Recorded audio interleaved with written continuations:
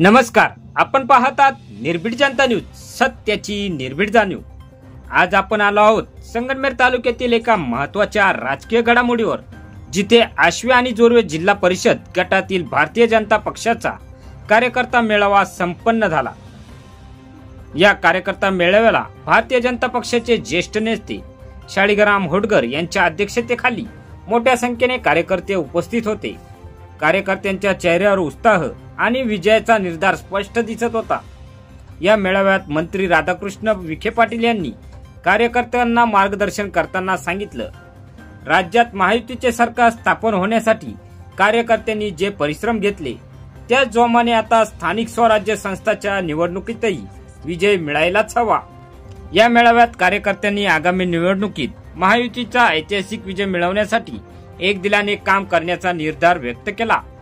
कार्यकर्त्यांनी आपले विचार, सूचना आणि अपेक्षा थेट नेतृत्वासमोर मांडल्या। या मेळाव्यात अण्णासाहेब भोसले, शिवाजीराव जोंधळे, कैलास तांबे, संतोष रोहम यांच्यासह विविध संस्थांचे पदाधिकारी आणि कार्यकर्ते मोठ्या संख्येने उपस्थित होते। संपूर्ण कार्यक्रमात एकच वातावरण जाणवत होतं, भाजप मजबूत, महायुती विजयी। आश्वे आणि जोर्वे गटातून आता कार्यकर्त्यांमध्ये नवचैतन्य आणि संघटन शक्तीचा आत्मविश्वास निर्माण झाला आहे।